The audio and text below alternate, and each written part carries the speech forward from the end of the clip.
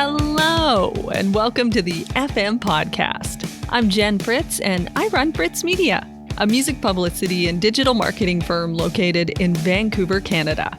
And this is episode number 16 of the podcast. So the topic of this week's episode is COVID versus summer music festivals. It's kind of a little bit of a grim one there. And joining me on the show is the artistic executive director of the Vancouver Folk Music Festival, Debbi Salmonsen. We all know that things have been extremely difficult for the live music industry over the past year, and Debbi and I discuss how the Vancouver Folk Music Festival adjusted their plans last year and how they plan on adjusting things this year, and also how she thinks things will look for all music festivals in the future. Debbi and I had a really great chat, and I hope you'll enjoy it. Here's my conversation with Debbi Salmonsen.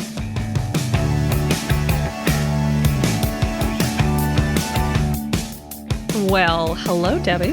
How are you doing today? I'm well, thank you, Jen, and thank you very much for having me on your podcast. Well, thank you for being on my podcast. I'm very appreciative. It's a sad topic we have today.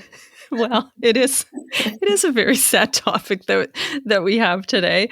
We are talking about COVID versus summer festivals. So not great, but so you and I, we've known each other for a few years. We met when you hired Fritz Media to handle the publicity for the Vancouver Folk Music Festival in 2019. And then we were supposed to do it again in 2020. And we know what happened there. Yeah, what we would describe that as is hold off to the last possible minute, then announce cancellation, cancel 65 artists' contracts internationally, and commence figuring out a digital festival. So at that point, there wasn't really a lot to publicize as the shows were also free. No. We had listeners that tuned in and loved it. And I think one of the highlights, other than the great local bands that I was able to put on in concert at the Culture and Creative together at heart, even though we're a part festival for last summer, was that I created a bingo with exciting things on it, like, have you ever spotted a free-range hippie child at the festival? Or how many times have you counted men with feather earrings and you got to mark an X if it was 3 or more? So, fun things like that were reflective of the festival's culture. You got a little creative, is what happened. Yeah, the bingo was popular. Like, it was shockingly popular. That's awesome.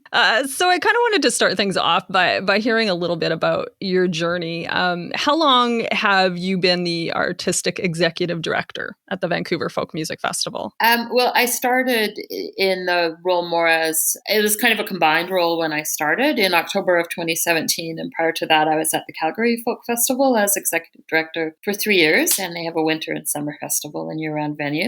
There were some staffing and other changes that happened. So for a while, I did both roles and I went back to just being artistic and marketing. Then this year, for a while, I was many of the roles. And happily now for the upcoming season, I'm focused on the artistic and marketing for our summer 2021 digital festival. Yes, digital festival. I think that says it all. But we'll talk a little bit more about that in a bit. You were at the Calgary Folk Festival. What were you doing? Like, what did you do before that? What's your like journey in the music industry? Wow, long ago and far away. I've done lots of different things. So I've always, first of all, I've loved music and played music since I was a very young child. And even I remember at 15, I grew up in rural Montana. And one of the first acts of rebellion I did was that I had been given piano lessons specifically to play for church. But I heard Pinetop Perkins piano music. So I sent away to New York in the mail for sheet music by Pinetop Perkins and learned to play it. So I've always really loved music and I've always had volunteer roles. My first roles kind of at the festival were unpaid roles where I was a volunteer at the Vancouver Folk Festival. Right. I was also a co-op radio music host of some of the Sunday afternoon shows for a while at one point. And I worked at the Van East Cultural Center, which at that time in the 90s was more of a music venue. Right. Like now it's a great multidisciplinary venue with many theaters, but at that time it was just the old church theater. We had lots of great music. So that was really my first job in, I guess, what you'd call the music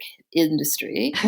And then I had young children. And so I felt working in the arts was not a good life balance balance for me for a while. So I became an executive director of social service organizations. Like I was executive director of the Make-A-Wish Foundation for a while. I worked with the Haida Nation on an interesting environmental Aboriginal legal case where I acted as the COO, and the executive director at the time went on to be the lawyer. And we held lots of big and fabulous events with Indigenous performers. So there's always been an event component to my life, as well as nonprofit management in addition to music. Right. And that was one of the reasons that I was selected to be the ED of the Calgary Folk Festival, was not just for my passion and interest and, experience in music. And I worked for Festival Records also as a sideline during my social service executive director years. So I always kind of kept my hand in the business, but had a day job, as it were, benefits and things like that. And then after a few years in Calgary, my kids were in a car accident, and I decided I didn't like being so far away. So happily, the Vancouver Folk Festival was hiring, and I got chosen, and so I moved back to. Yay! Yeah. You came back. And back to the beauty of Jericho Beach. That's right.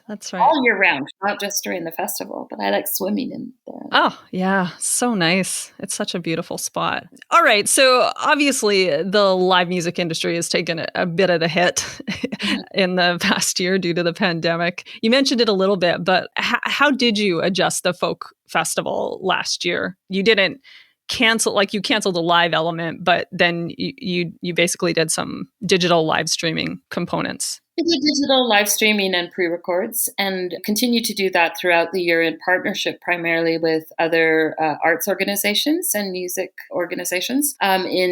So recently, last weekend, we aired a stream of Pilquit, the beautiful Inuit throat singing singers. And so we put them on concert in the Cultch. And so what we've tried to do through this year is keep our audience and our volunteers engaged and music lovers engaged, artists hired, crews hired, local venues paid. Yeah. And we've been able to do that without selling tickets. And we also, one of the first things we did was to refund our tickets, because we had sold tickets for our 2020 festival. So we offered all of our ticket buyers refunds, and many of them very graciously donated back their tickets, which we were very thankful for. Thank you all for doing that. And we were as well blessed with being able to maintain some of our government funding. The Vancouver Folk Festival is a nonprofit organization, so we rely on the kindness of others, both ticket buyers and grantors.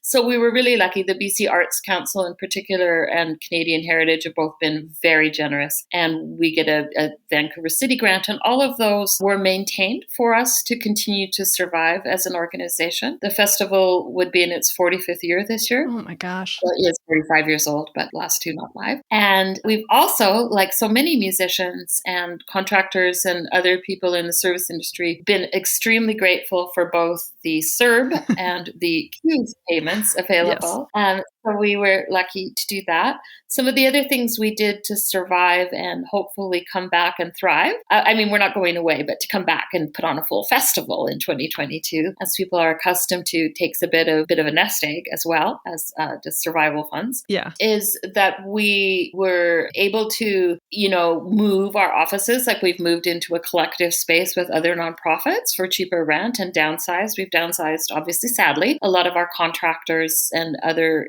staff and our infrastructure. And so we've made it through, knock wood, so far, and we will. And we're hoping to continue to do small audience concerts as our beloved Dr. Henry advises and allows. And then we hope to come back with a full festival, even if it doesn't look quite the same, or it's maybe a few fewer stages, or we don't know yet. But we do plan to be back with a live in-person, as many people as we're allowed to have and that want to come, festival in 2022. So for the 2021 festival, it's pretty much going to be the same sort of idea that you did as last year. The same idea, but some new twists. Oh yeah, obviously. Some different artists, some different venues. Yes, and again, we'll be streaming it for free. And one of the other things that I'm really committed to and the organization supports me in is that all of the money and we're using, grant funds to do these streams and to film and record. So we're not only paying crews, be they at the Culture, the Rickshaw, or other venues around town, and but also their crews and filming crews and sound crews and tech crews as best we can, and paying the artists. And then what I'm doing after I stream the streams for a week or a week and a bit is I turn over all the content and the sound links to the artists so they can use them to make albums or promote or make videos from them. That's or amazing. Use them to get other grants and stuff. I'm not keeping any of them. And then if I want to use them again, I'll ask permission. And,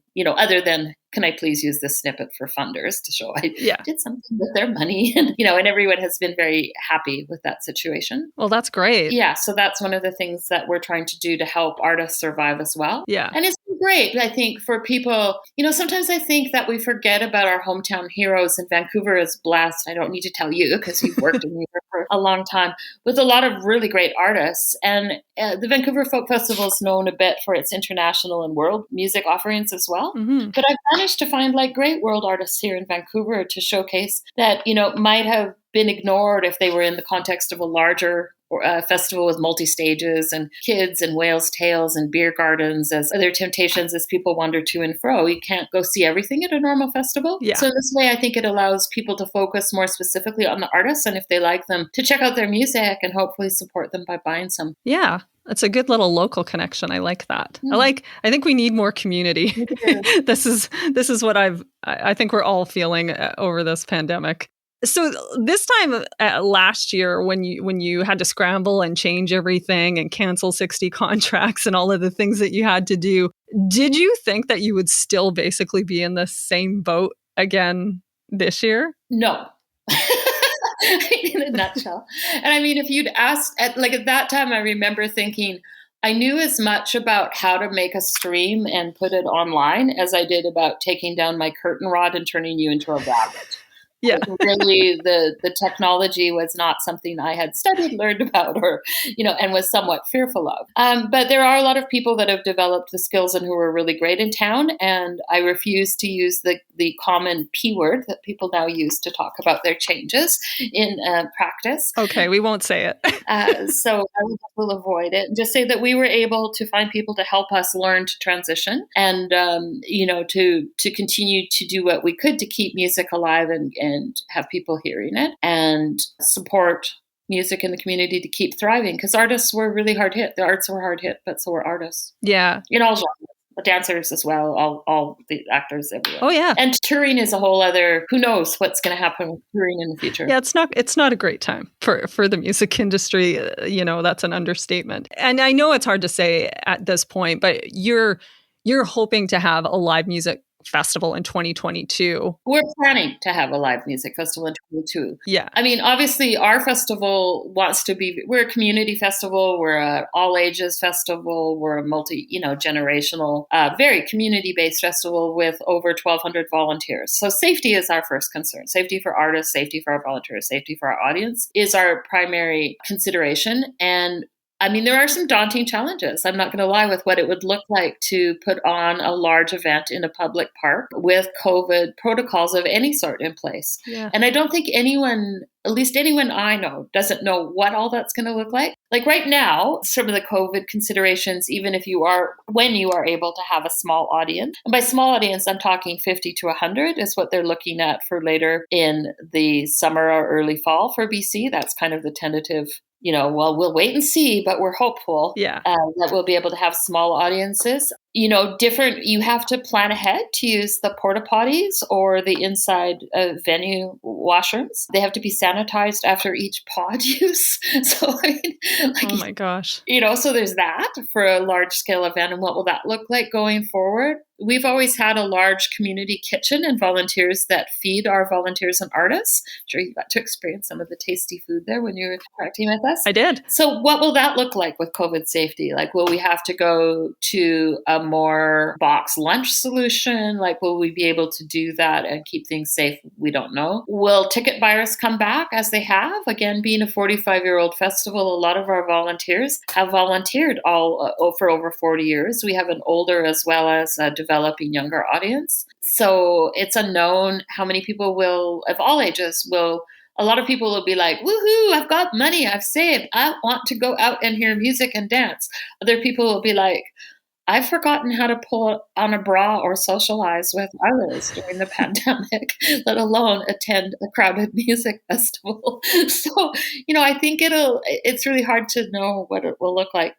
I don't think that we'll have a lot of international acts that aren't from, if the borders reopen, we would certainly hope to have some cross-border musicians and focus again on a lot of Canadian headliners. And, currently you can travel between Canadian cities with safety in mind. Yeah. But there's, the boring and tedious side of music that we don't always really want our audience to think about. We just want them to come and have a good time and a great experience. Are things like, what do cancellation clauses look like now? Yeah. How do we ensure safety from anything? Insurance has become a new, event insurance has taken on a whole new life of its own, as insurers are, I want to say understandably, but I don't honestly feel that's true, but that they're being very much more cautious and charging a lot more for coverage for live events. Yeah. Because they have the risks now inherent with the virus in them. So I think all those things are going to change the tenor of it, and it's going to take a few years to come back.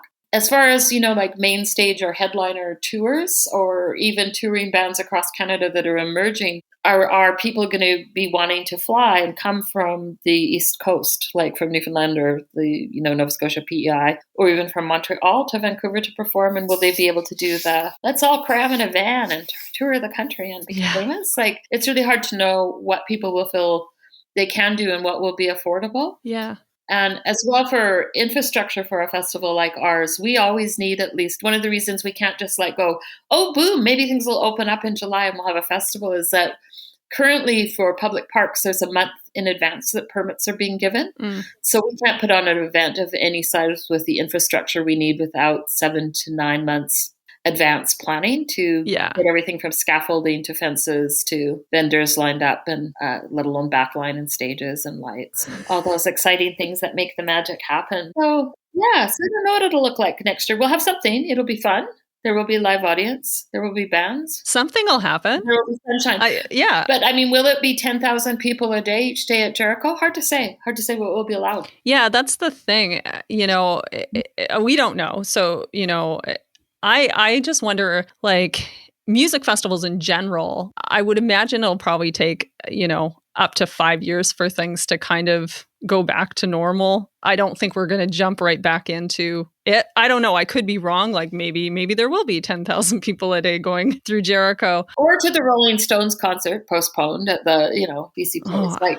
I had tickets to that too. So upset about it. Many of my friends are probably seated near you. Yeah. I was so upset. When that happy day comes. And I think, for a festival like ours, the transition will be interesting, not interested. Maybe people will be interested in it. I misspoke. In that we've always allowed kids under 12 for free. We have special price tickets for elders and students. If people have accessibility needs and are unable to access the festival on their own, they can bring a companion to help them do so safely for free. So what do all those, mission-based values and practices look like with limited audiences? Yeah. How do you make those decisions? I think that'll be one of the challenges that our board and staff will have to figure out, how to transition back with those, historic practices in place. If we're only allowed audiences of 100 and you want to pay bands well and pay your crew and not go terribly into debt from putting on an event, can you have any free tickets?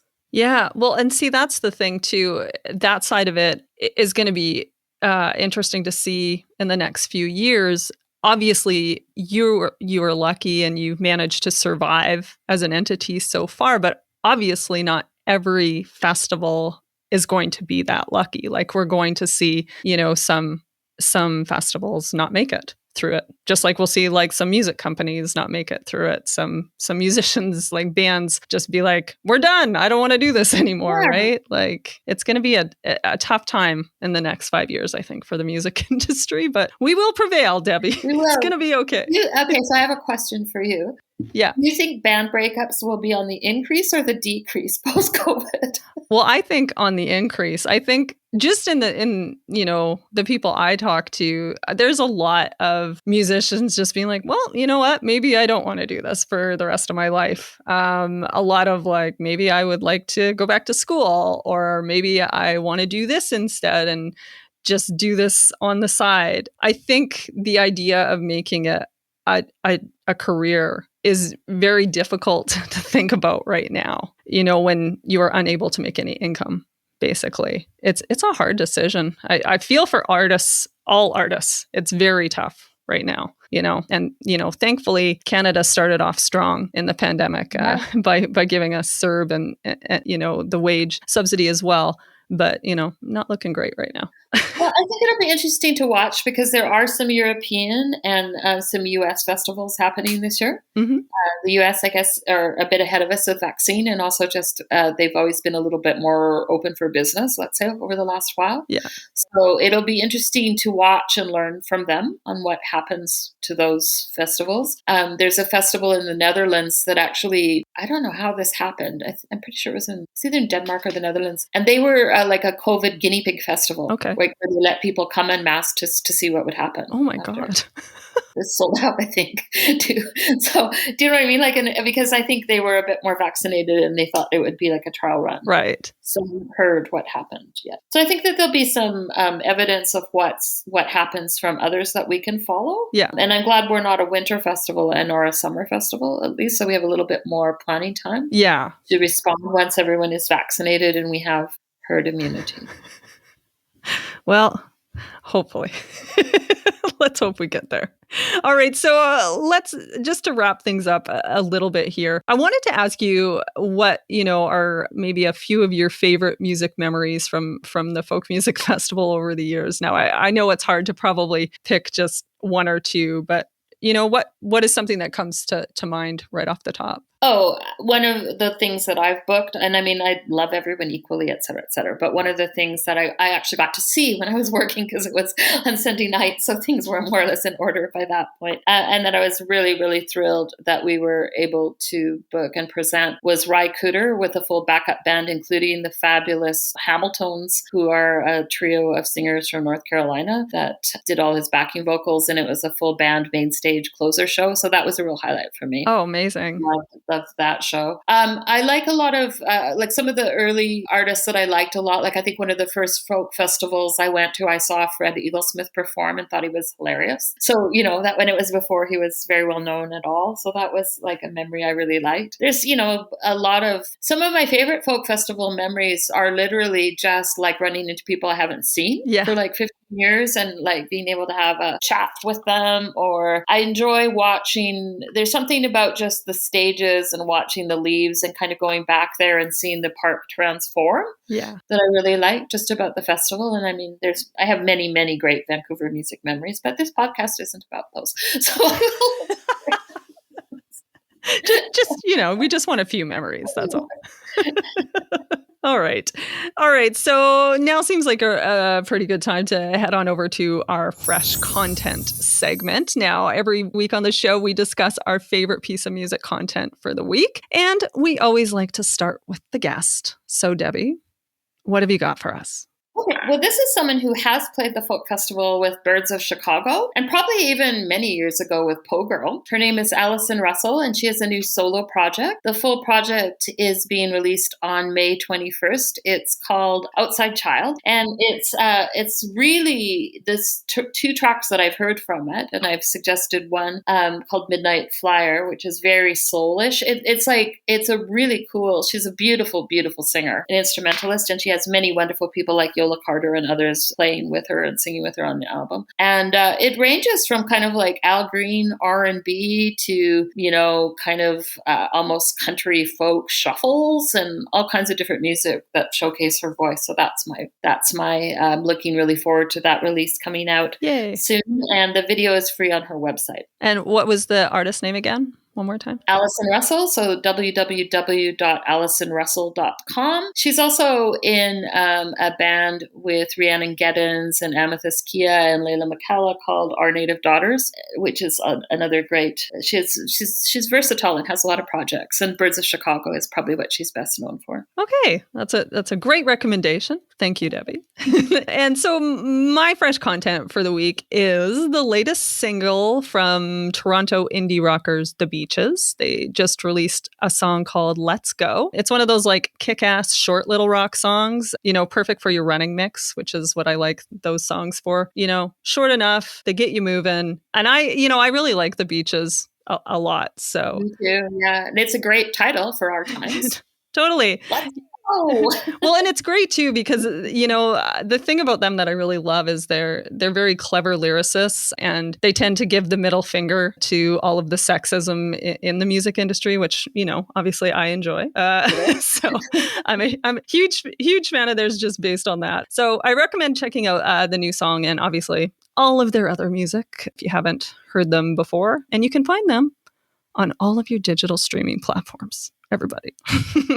Okay, well, I think that's going to do her for us, yeah. Debbi. Thank you so much for joining me. Oh, thank you so much for letting me on your podcast. And to all the listeners out there, keep the faith and keep supporting music. I hope to meet you all sometime, one by one, of course, and safely spaced. Yeah, we do need to have the space. Is there anything you want to plug before you go? Maybe send people to the Folk Music Festival?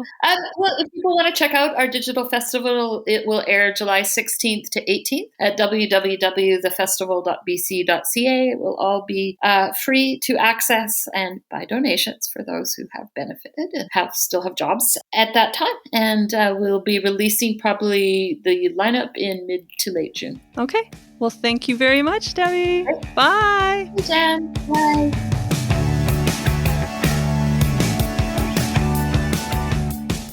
Well, that was a good talk. I hope you liked it. And thanks again to Debbi for joining me on the show.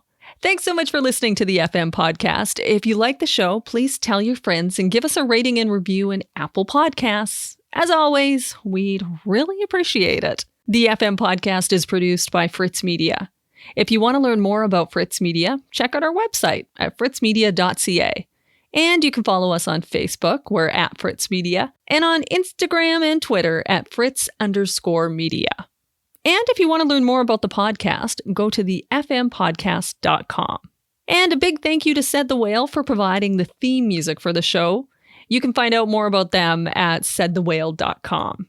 Okay, so we're going to go out with our song of the week this week, and this one is from Fritz Media artist Alex Beraldo, and this is a song that he just released last month. Here's Southern Heat.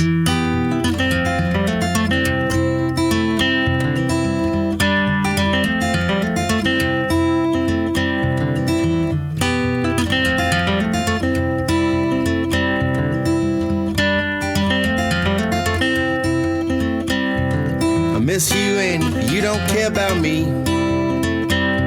It's cold, hear that summer breeze.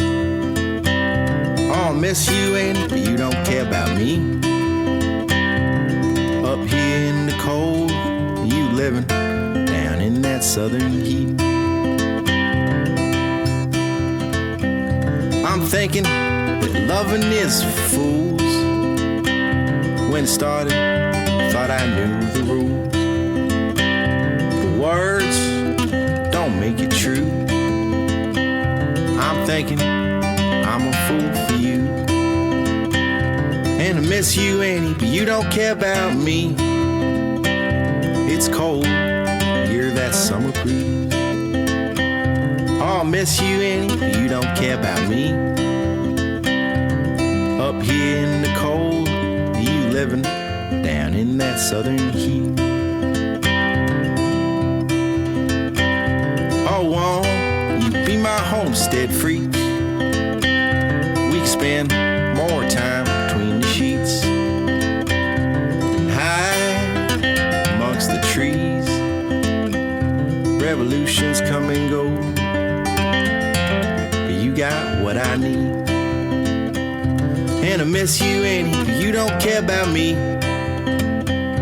It's cold, hear that summer breeze. I'll miss you, Annie, but you don't care about me. Up here in the cold, you living down in that southern heat.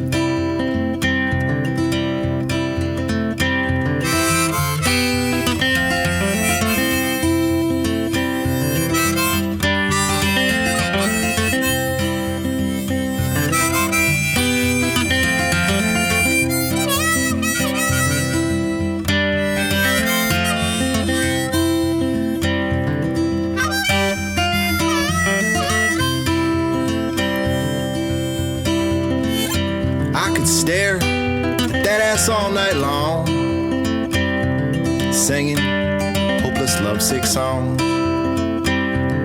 Rare like walking on the moon. I'm hoping get to see you soon. 'Cause I miss you, Annie, but you don't care about me. It's cold, hear that summer breeze.